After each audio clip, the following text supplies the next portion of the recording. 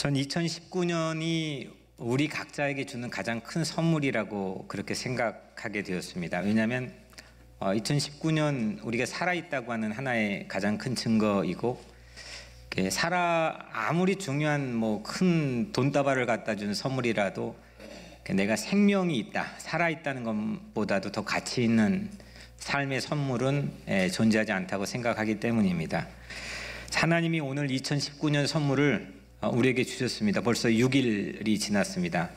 이 가슴 벅찬 생명에 대한 내 생명에 대한 그런 그 가슴 벅찬 감동과 은혜가 여러분들의 삶에 식어지지 않고 매너리즘에 빠지지 않고 올 한 해 내내 여러분들의 삶을 압도해서 여러분들의 행복한 삶, 문제를 이기는 그런 승리하는 삶이 되기를 주의 이름으로 간절히 축복합니다.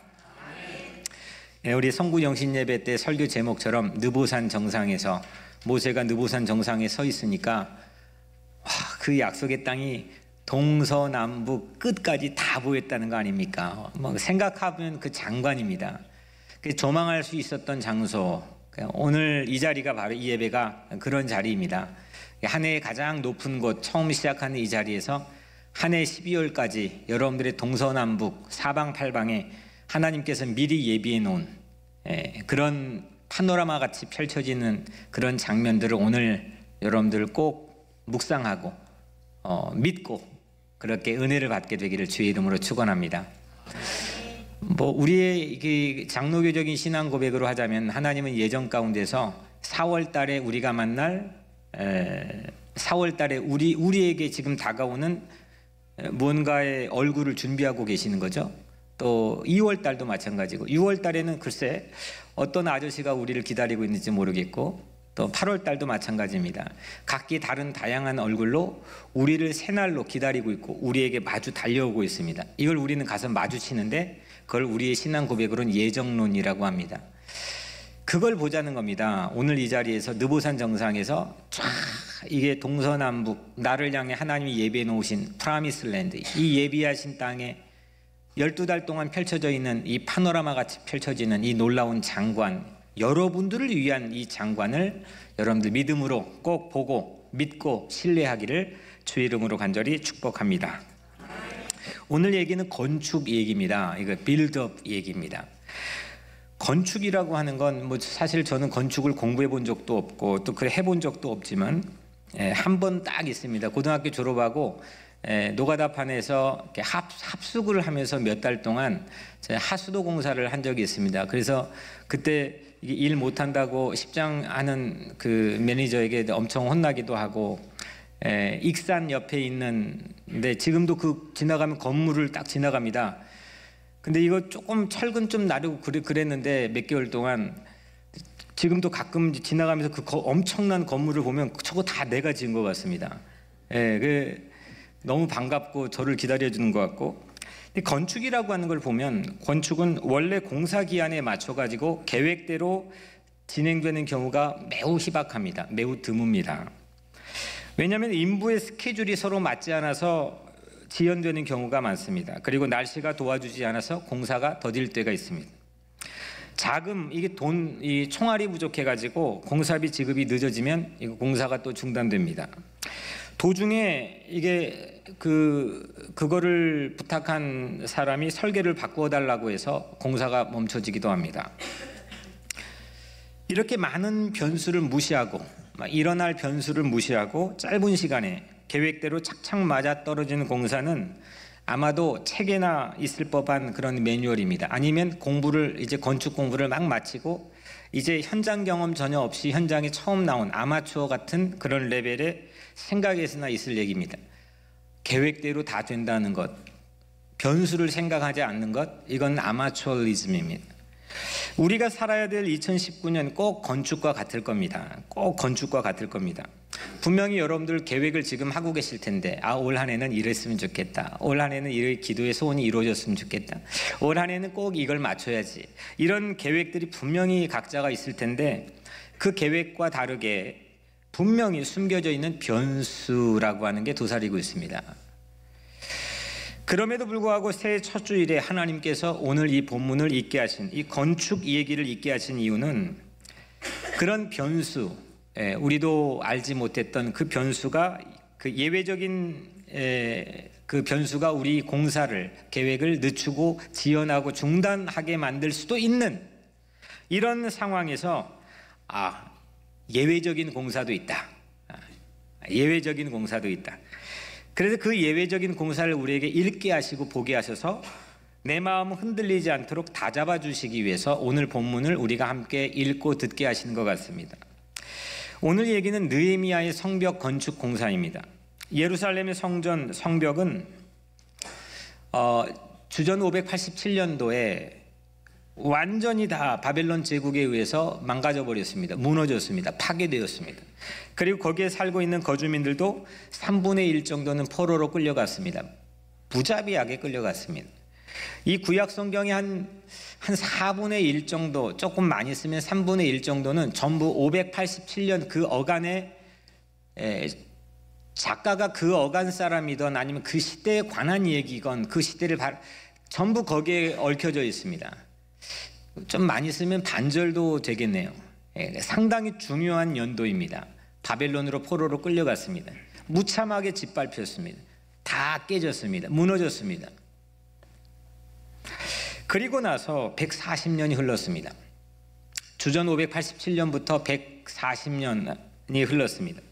그 140년에 중간에 많은 오만 가지 일들이 있었겠지만 딱 한 가지만 찾아보자면은 이렇게 나라를 빼앗기고 포로로 끌려간 지 70년 만에 나라가 해방이 되었습니다. 우리는 일제 치하에 36년 만에 광복을 맞이했는데 이 이스라엘 백성들은 70년 만에 해방을 맞이했습니다.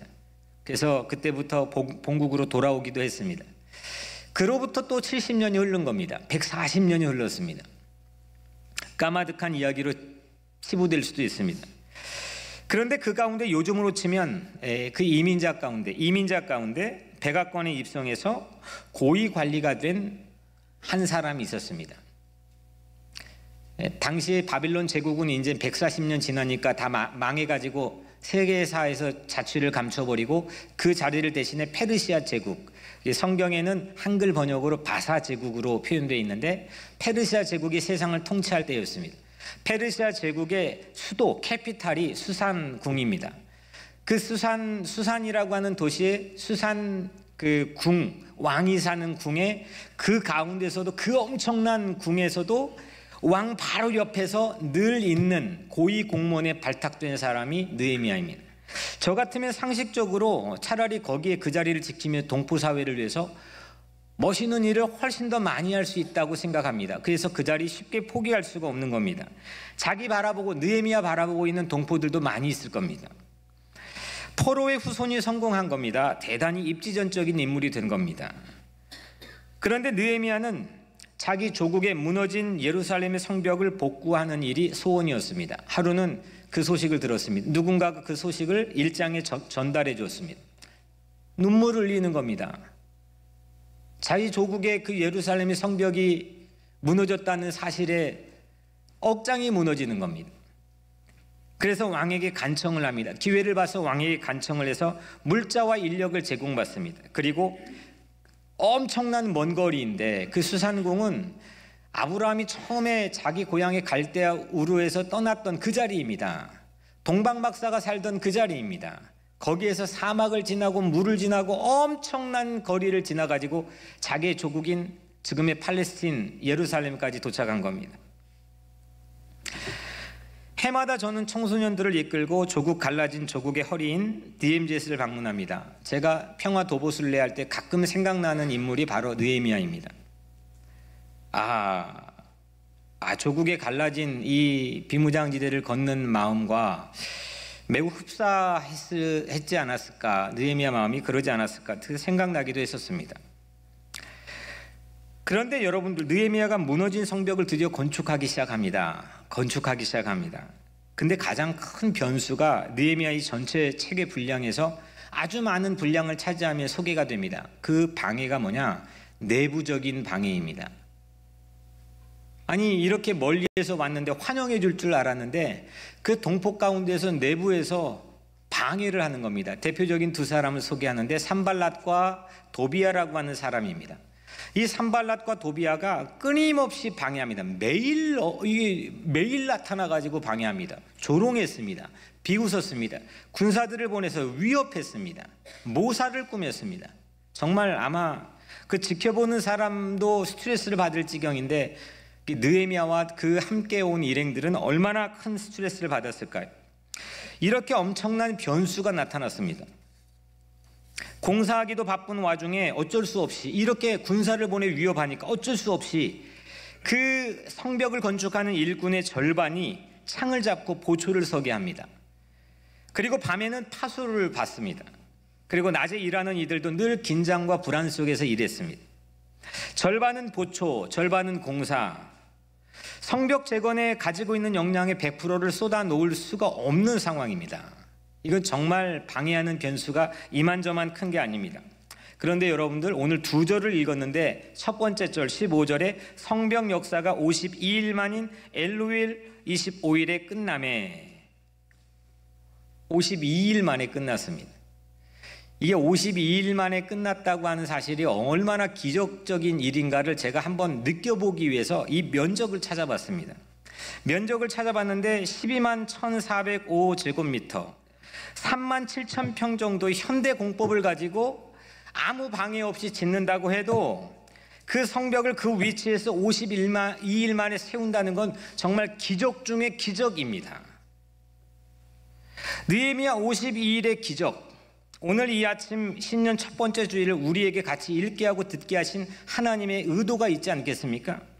오늘 여러분들 우리 교회 2019년 그리고 여러분들 각자의 2019년 52주가 담겨있는 이 2019년 그것이 바로 52일의 기적이 일어나기를 주님은 축복하기를 원하시는 줄로 믿습니다. 설계자가 그린 설계도와 설계대로 공사해야 되는 이 백성들, 인부들 사이에 그 어떤 잡음도 등장하지 않습니다. 어떤 의견 충돌도 보이지 않습니다. 조금치도 그 틈이 보이지 않습니다. 오히려 서로 돕고 밤에는 파수 쓰고 낮에는 일하고 경계하고 이걸 하는데 정말 기계처럼 팀워크가 돌아갑니다. 도리어 자신들의 집도 짓지 않은 채 텐트에 머물렀습니다. 그리고 무리의 절반은 창을 잡고 보초를 섰습니다. 무리의 절반은 남녀노소 할 것 없이 돌을 날랐습니다. 내 것보다 하나님의 것을 먼저 생각하는 한 마음, 이 한 마음이 이 느헤미야에서는 이 성벽을 52일 만에 기적적으로 완공한 주요 원인이라고 말하고 있는 것 같습니다. 2007년이었습니다. 지금부터 한 12년 된 거죠. 에일란 마자리라고 하는 유명한 성서 고고학자가 있습니다. 땅 파고 유물 발견하고 그게 연대 측정하는 그런 성서 고고학자인데 유명한 사람입니다. 이 사람이 예루살렘의 다윗의 궁전을 찾기 위해서 발굴팀에 들어가서 찾고 있다가 느헤미야 성벽의 부분을 발견했습니다. 느헤미야 성벽의 부분을 발견했습니다. 두께가 5m고 그러니까 전부는 아니고 부분인데 두께가 5m고 30m 길이의 성벽입니다. 근데 이걸 거기 그렇게 써 있지는 않았는데 제가 보니까 그 위치가 발견된 위치가 경사가 매우 급하고 공사를 하기 어려운 성의 동쪽 편 기드론 골짜기입니다. 혹시 성지순례 가보신 분은 이 기드론 골짜기 끼고 감람산에서 보면 거의 절벽처럼 그 무덤만 쭉 있는 그런 예루살렘의 성벽을 봅니다. 거기다가 도저히 성벽을 지을 수가 없는 겁니다. 정말 최악의 조건입니다. 공사를 잘 하시는 분에게 제가 한번 자문을 물어봤습니다. 이건 정말 어려운 겁니다. 그런데 그곳의 성벽 공사가 다 마무리된 시일이 52일째. 마지막 52일째 느헤미야를 비롯해 같이 함께 동역했던 사람들이 한번 얼굴을 상상해 보십시오. 얼마나 감격했겠습니까? 그날의 풍경이 16절 오늘 두 번째 마지막 절에 담겨 있습니다. 우리의 모든 대적과 주위에 있는 이방 족속들이 이를 듣고 다 두려워하여 크게 낙담하였으니 그들이 우리 하나님께서 이 역사를 이루신 줄을 알미니라. 이 말을 제가 좀 쉽게 풀어보면 이런 겁니다. 그날의 원수들의 기가 완전히 꺾였습니다. 52일의 기적의 배후에 하나님께서 계신 것을 그 원수들이 알게 되었기 때문입니다. 이 사람들은 느헤미야와 이 일행은 단지 건축에 매몰된 모습을 보이지 않았습니다. 우리는 뭐 하면은 거기에 매몰됩니다. 자식 성공시키려면 인정사정 말이야, 하나님 뭐 믿는 거 상관, 거기에 매몰됩니다. 내 비즈니스 성공시키려면 거기에 매몰됩니다. 종국적인 목표가 우리에게 눈에 보이지 않습니다. 근데 느헤미야를 보니까 마지막 파이널 그 풍경을 우리에게 보여주는데 건축이 전부가 아니었습니다. 건축을 통해 이 사람들은 하나님을 보여줬던 겁니다. 하나님을 보여주는 건축을 했습니다. 원수들이 그걸 보고 기가 꺾였습니다. 야, 쟤네들은 하나님이 진짜 가치 있는 사람들이구나. 하나님이 돕는 사람들이구나. 하나님이 저들 뒤에 있는 사람들이구나. 한 해를 다 마무리하면서 여러분들이 그런 소리 듣기를 간절히 축복합니다. 여러분들이 하는 일, 뭐 자녀 양육이건 아니면 여러분들이 하는 공부건 여러분들이 하는 모든 일이건 여러분들 다 끝나고 여러분들 성공하면 뭐 합니까? 또 해야 될 일이 있을 텐데 여러분들이 하고 나서 야, 우리 아빠는, 내 친구는, 저 집사는 하나님이 함께 하시는 사람이야. 그런 이야기들을 여러분들이 하는 모든 일 가운데 듣는 형통의 역사가 있기를 주의 이름으로 축복합니다. 느헤미야는 제국의 수산궁에서 차라리 거기 있었으면 얼마나 편했겠습니까? 더 큰 영향력을 가지고 효율적으로 사역했을지도 모릅니다. 왜 느헤미야가 안락한 삶을 포기하고 사막을 지나 멀리 조국까지 와서 52일 동안 무너진 성벽을 건축했을까? 그게 질문이었습니다. 이 일은 느헤미야에게 어떤 의미가 있는 일일까? 왜 했을까? 어떤 의미가 있을까?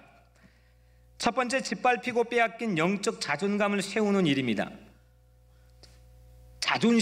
이건 자존심이 아닙니다. 거룩한 신성한 자존감이 짓밟혔습니다. 140년 지나도 그 자존감, 영적 자존감이 짓밟혔습니다. 근데 느헤미야가 성벽을 세우는 일은 단지 벽돌 쌓는 일이 아닙니다. 그거는 무너진 짓밟힌 영적 자존감, 하나님이 나를 세워주신, 나를 자녀 삼아주신 이 영적 자존감을 세우는 일이었습니다.